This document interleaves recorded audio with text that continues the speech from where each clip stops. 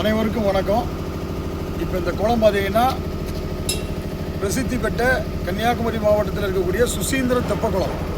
இந்த தெப்பக்குளத்தினுடைய அந்த சைடு சுவர் இடிஞ்சு விழுந்திருக்கு. இன்றைக்கி காலையில் 7 மணி வாக்கில் இந்த சுவர் இடிஞ்சு சேதமடைஞ்சிருக்கு.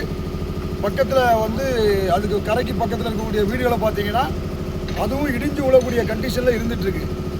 இப்படி ஒரு சம்பவம், ஒரு அவலம் நடந்ததுக்கு யார் காரணம் அப்படின்னு கேட்டிங்கன்னா முழுக்க HRNC இந்து சமய அறநிலையத்துறை தான் காரணம். அதுலேயும் குறிப்பாக கன்னியாகுமரி மாவட்ட இந்து சமய அறநிலையத்துறையில் இணை ஆணையர் அலுவலகம் சுசீந்திரத்தில் இருக்குது. அந்த இணை ஆணையர் அலுவலகத்தில் வேலை பார்க்கக்கூடிய இன்ஜினியர் ராஜ்குமார் அப்படிங்கிற நபர் தான் இதுக்கு முழு பொறுப்பேற்கணும். அவர் தான் இதுக்கு முழு காரணம். என்னென்னா, இந்த குளத்தை தூர்வாரிட்டு இருக்காங்க.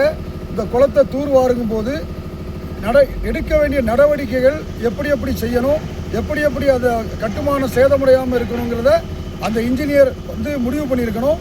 அது மட்டும் இல்லாமல் இந்த குளத்துக்குள்ளேருந்து பல கோடி ரூபாய் மண்ணை சமூக விரோதிகள் வெளியே கொண்டு போய் அதை கடத்தியிருக்காங்க.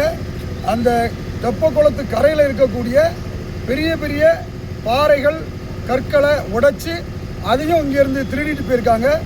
அப்படி அந்த சைடில் இருக்கக்கூடிய அந்த சுவருக்கு கீழே இருக்கக்கூடிய அந்த கல்லை, அந்த பாறைகளை உடைச்சி எடுத்துகிட்டு போனனால தான் இன்றைக்கி இந்த சுவர் சரிஞ்சு விழுந்திருக்கு. அதனால் இந்து சமய அறநிலையத்துறை அதிகாரிகளும் சரி, தமிழ்நாடு அரசும் சரி, உடனடியாக அந்த கன்னியாகுமரி மாவட்ட இந்து சமய அறநிலையத்துறை அலுவலகம் சுசீந்திரத்தில் இருக்கக்கூடிய அலுவலகத்தில் வேலை பார்க்கக்கூடிய இன்ஜினியர் ராஜ்குமாரை உடனடியாக சஸ்பெண்ட் செய்யணும். இன்ஜினியர் ராஜ்குமாரை உடனடியாக கைது பண்ணணும் அப்படின்னு தேசிய முற்போக்கு திராவிட கழகம் சார்பாக நாங்கள் பணிவோடு கேட்டுக்கொள்கிறோம். அப்படி இன்ஜினியர் ராஜ்குமார் மேலே நடவடிக்கை எடுக்க இந்து சமய அறநிலையத்துறையும் தமிழ்நாடு அரசும் தவறுமையானால் தேசிய முற்போக்கு திராவிட கழகம் இன்ஜினியர் ராஜ்குமாரை சஸ்பெண்ட் செய்து அவரை கைது செய்யும் வரை போராட்டத்தை முன்னெடுக்கும் என்பதை இந்த நேரத்தில் நான் பணிவோடு தெரிவித்துக் கொள்கிறேன்.